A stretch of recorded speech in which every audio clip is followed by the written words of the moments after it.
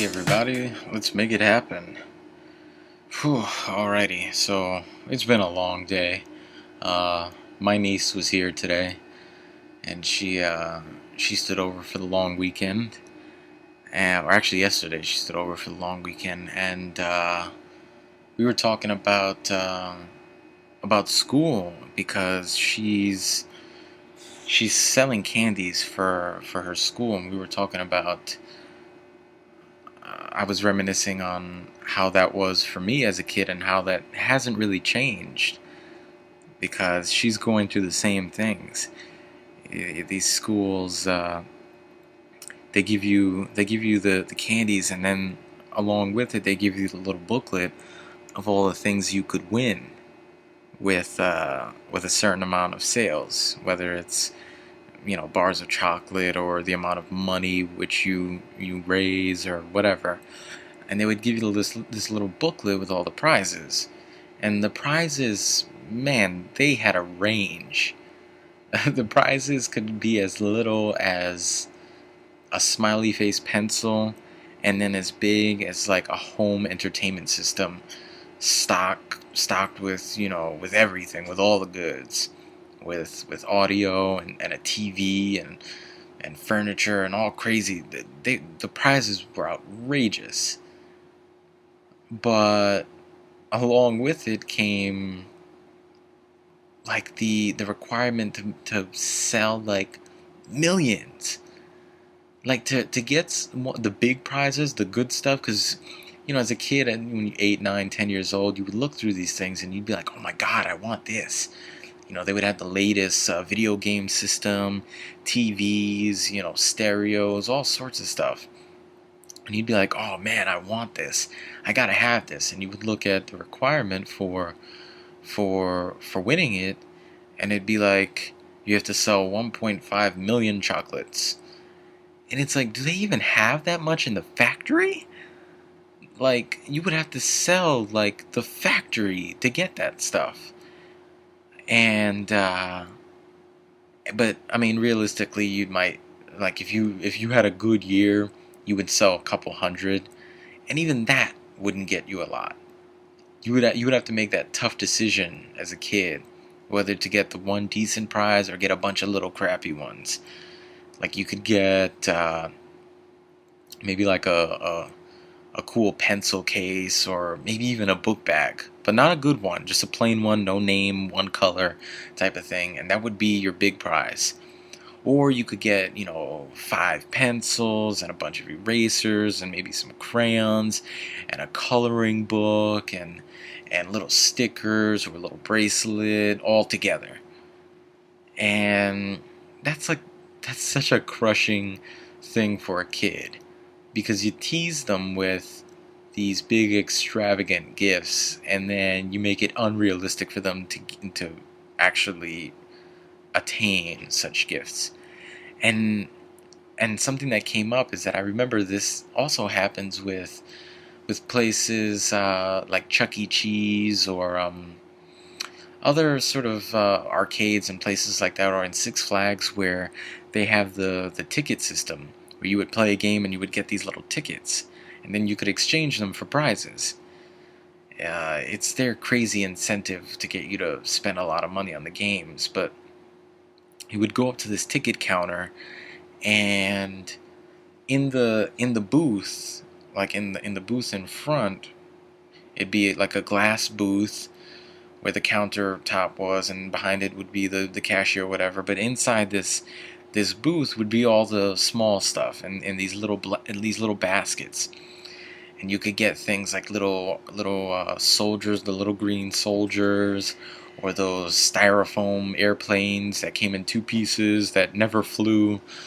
You could get little rings, little plastic rings, stickers, all sorts of stuff, and it would be like, yeah, you could get one ring for 25 tickets, or you could get the airplane for 50 tickets. And after a day of playing in the arcade, you'd have enough, and you'd be like, yeah, all right, I'll get that. But then, behind the counter on the shelves would be like the la creme de la creme, all the good stuff. They would have, basketballs and video games and huge water guns and all these cool prizes, dart sets and and all they might have like the latest hot toy up there. It'd be crazy. And then they would have in a special case that I'm sure was designed by the CIA because they were going to get robbed or something, whatever. They would have in a special case like the big item, and it would be like an iPod or maybe like I don't know, something really expensive, but it would be in this like protective case that had like laser motion detectors and all these. It was crazy, and you would look at it and you'd be like, oh my god, it's right there in front of me. But then right below it, a little sign that would tell you how many tickets it would cost. It'd be like 500,000 tickets. And it's like, oh my god, I would have to spend the entire summer in this place. And even then, I don't think I'd be able to get it. But yeah, it was nice to reminisce on about those things and about the crazy things that you had to do as a kid, and for these prizes, and it was really pleasant. All right, but enough of that jag. Let me get on to the news. So Netflix has scrapped its Quicksters company that divided Netflix services of streaming and DVD deliveries. So one would be streaming, the other would be the actual DVDs you get in the mail. And this move, the move to create the company, angered people in the first place. And this comes after Netflix's big problem when they raised their prices, from canceling the free streaming for those who had the DVD by mail service, and people's monthly charges went up, and Netflix, I don't see them coming back from this unless they just go back to exactly what they were before. And even then, I think they've already got people sort of weary about them. People don't trust them anymore. I don't trust them anymore. I used to think Netflix was cool, and now I don't know who's in charge up there. But seriously, they need to fire that guy, because he's making some really dumb decisions. And a lot of people are outraged at this. A lot of people have canceled their subscriptions. Nobody wants to use it. And then it's not like they were the only one, the only service out there. With services like Hulu and other free streaming programs, iTunes, with programs like these, Netflix was already feeling some pressure just from the competition. But now that they sort of dug themselves a grave by insulting their customers this way, I don't see them bouncing back. I think this company is going under, and I think by next summer, Netflix will be what MySpace is to Facebook. Netflix will be to Hulu and iTunes and those other streaming programs what MySpace is to Facebook now. It's just something that it was in the past. We did it before. It became uncool and it became pointless, and there was something better, so we just scrapped it. That's where it's going to be. All right. Another interesting thing I found on the internet is that, and maybe you already know this by now, but Justin Bieber has a swagger coach. I'm going to repeat that in case some of you reacted the way I did, with your eyebrows cringe, thinking, what? What did I just hear or read? Yes, he has a swagger coach. The guy's name is Ryan Good, and he's supposed to counsel him on how to have swagger and how to be hip and cool. And I just gotta shake my head, because where is Hollywood? Where are our celebrities going that they now need swagger coaches? And one of the things I thought of is this guy, who's his swagger coach, is a grown man, and Justin Bieber's main fan base is 14-year-old girls. That's his main fan base.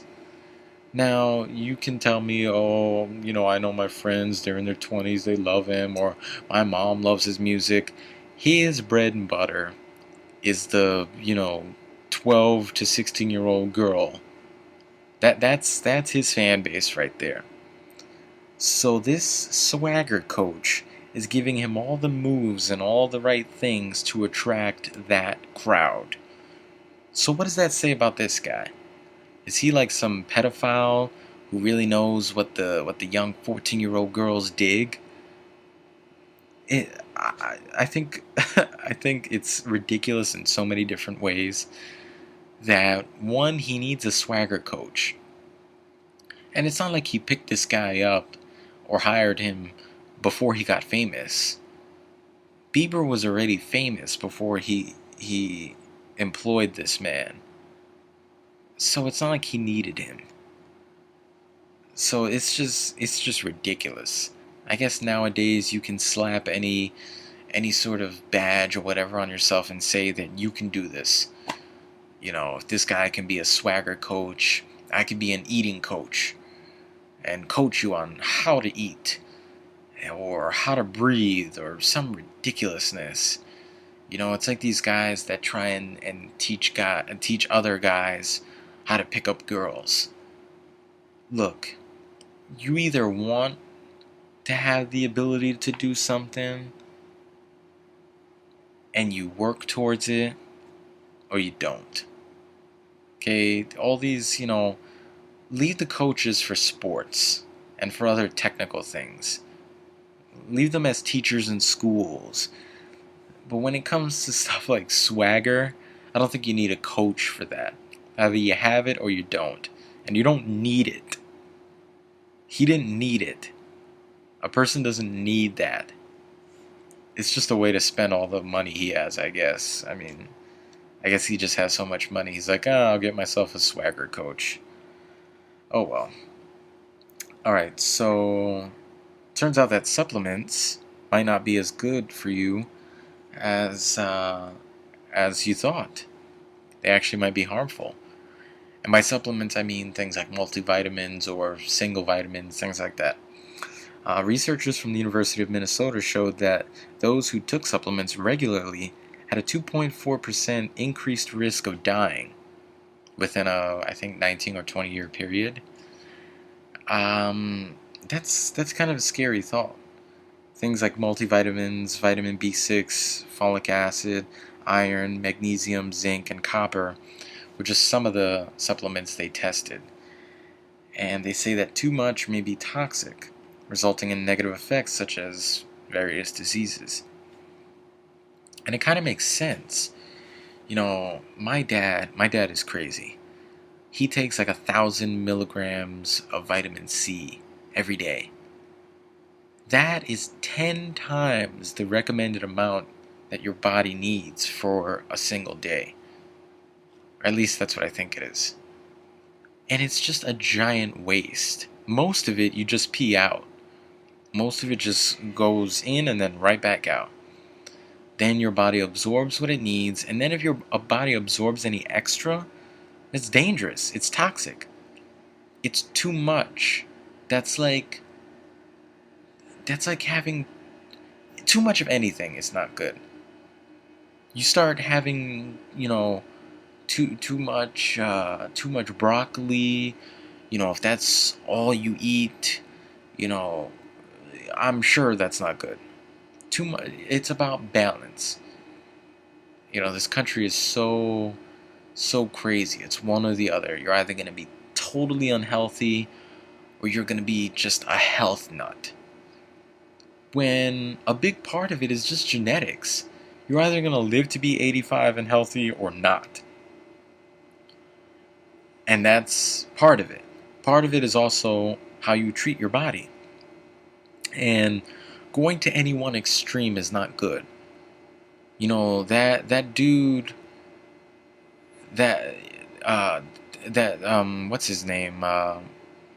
Morgan Spurlock, the documentarian who did the Super Size Me. Okay, that's just an extreme. I know a lot of people eat that way, but it's about balance. And then he had the girlfriend who, preached nothing but organic, good foods and no meat, and that's another extreme. Look, we're meant to eat meat, all right? It's if you have the money to get organic meat and not that processed stuff that's full of, that's come from animals that have been pumped with steroids and growth hormones and all that crazy stuff, great, fine. But it's all about balance. Don't just eat, steak and hamburgers and fried chicken your whole life. Mix in the vegetables, drink water, have, one of those V8 juices every once in a while. It's about balance. Out of that, it's out of your control. Aside from that, you have no control. It's genetics. It's the hand you were dealt. So people need to stop going crazy with the vitamins, and the other side as well. Stop acting like you can't be hurt by KFC, McDonald's, and Burger King. Because if that is the bulk of your diet, you're gonna have some problems. All right, so I'm gonna move on to some psych news. A study out of the University of Missouri tries to explain why playing violent video games causes those who play them to become more aggressive.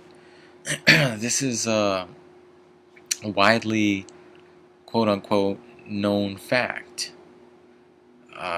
Many studies have shown that kids who play these violent games, grow up to commit crimes. I mean, not necessarily first-degree murder, but they're more violent, they get into more fights, they shout more, their temper is a lot hotter than the kid who doesn't play these games. And I've heard both sides of this on news programs, and I've read it in articles, and both sides have good and bad points. But in the article they say playing results in diminished brain response to violence, predicting an increase in aggression. So they're basically saying your brain becomes desensitized.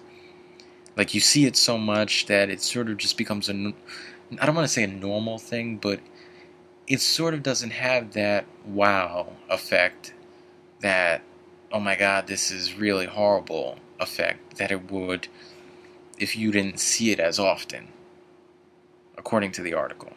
So your brain becomes desensitized and you're more prone to aggression.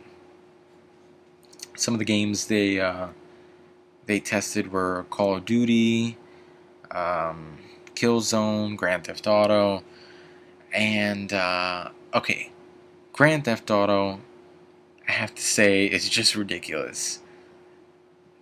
I played it. I'm not this crazy psycho crime committing lunatic. But I have to say, this game, or the series, is just ridiculous. Like, you could literally just shoot random people, hijack cars, blow up buildings, make drug deals, hire prostitutes, go to strip clubs, and it's really, really, like, I think you have to be like, you should have to present an ID the same way you do when you're trying to buy alcohol.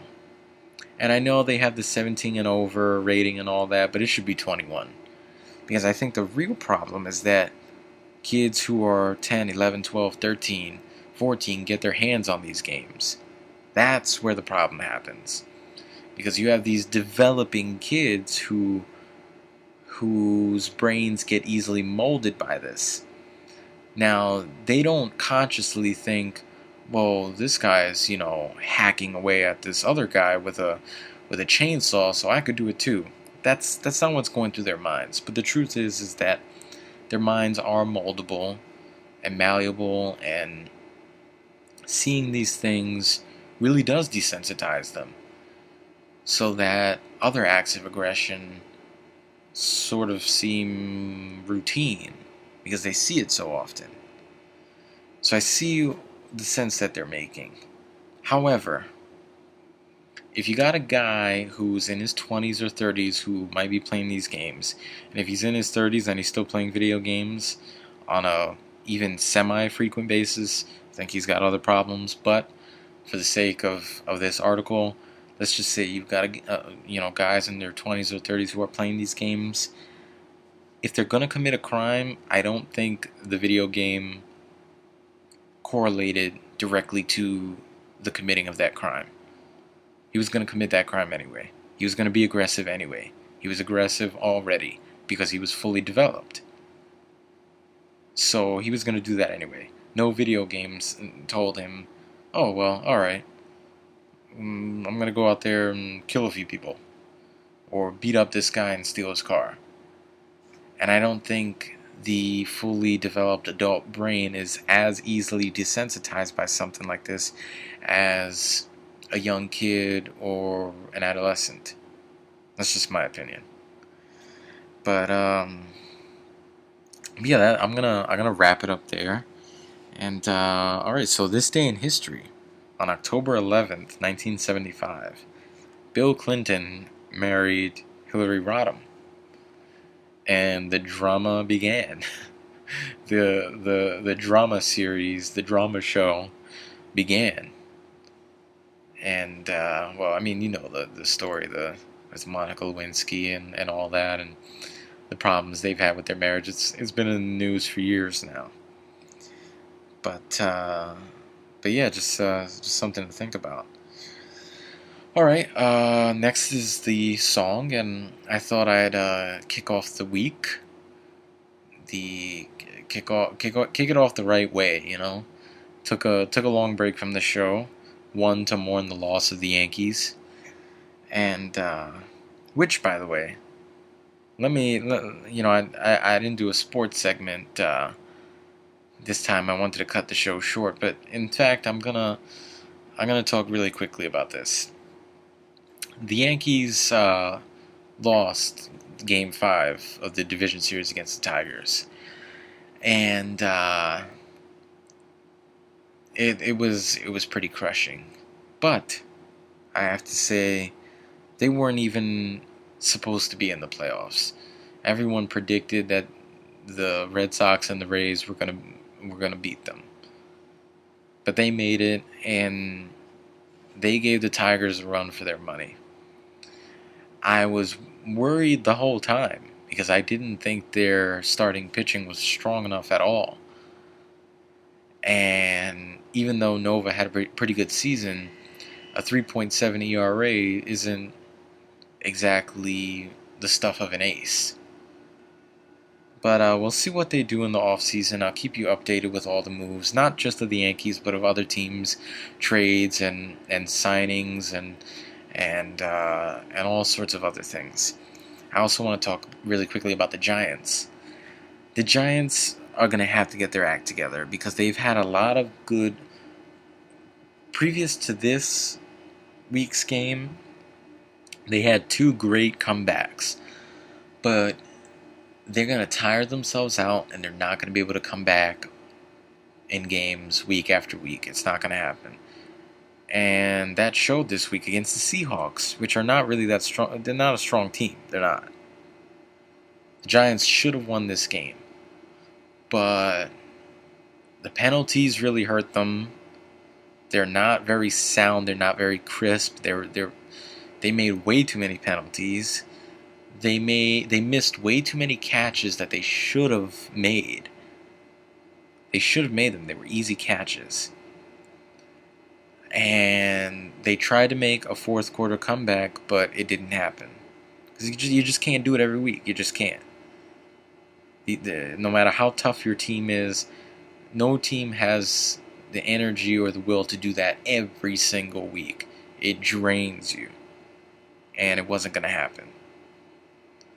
So I think they need to get their act together. They need to They need to get back to the basics because it looks like that's where they're really messing up. They've got the heart, they've got the mental toughness, they've proven that already, but they need to get the fundamentals down. If they do that, I think they can compete. And they're in a pretty weak division to begin with, aside from the Redskins, who seem to be doing pretty well. But aside from that, they're in a fairly weak division. They could pull this off. So we'll see what happens in the next game, and I'll keep you updated on that. But all right, I don't want to get too much into sports because I feel like I've talked a lot. I've gone on with the sports the first few shows, mainly because the Yankees were in the playoffs. But I'll ease up for those who think I'm too heavy on the sports, and get right to the song. And this is a good one to kick off the week. Had a long break. We're gonna get back. We're gonna go a little old school on this song and play a little something that, even if you're young, you should appreciate this, because the artist of the song that I'm gonna play is a legend, and no matter what type of music you like, this guy's music is awesome. It's something that I think, even if you have to listen to it more than once to appreciate it, you should go ahead and do that, because it's really good. And this is just one sample of his massive library of great work. But all right, enough of me building this up. Let's just go ahead and play it, and here it goes.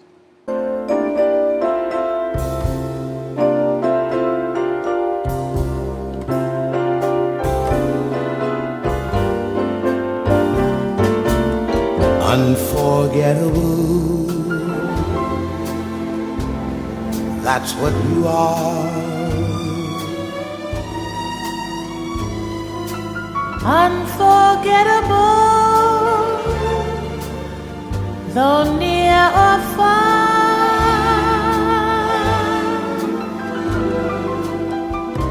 Like a song of love that clings to me, how the thought of you does things to me. Never before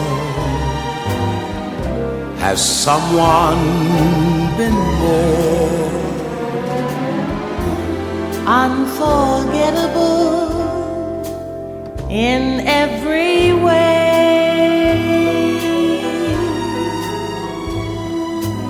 and forevermore. That's how you'll stay. That's how you'll stay. That's why, darling, it's incredible that someone so unforgettable thinks that I am unforgettable too.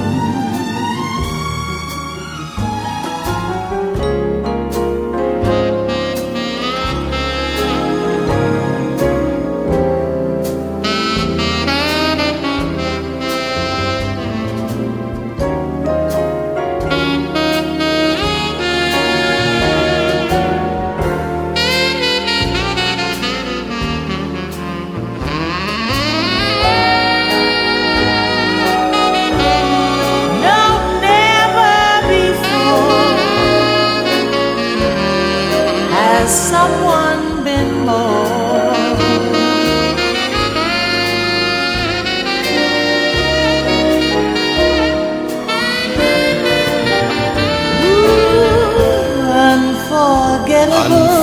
unforgettable in every way,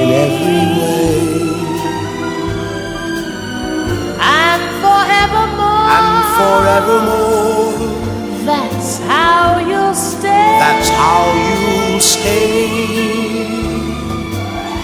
That's why, darling, it's incredible that someone so unforgettable thinks that I am unforgettable too.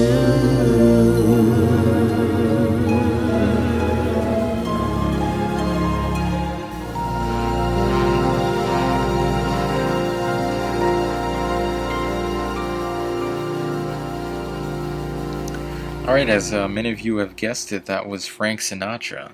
The name of the song was Unforgettable. That's one of my favorites.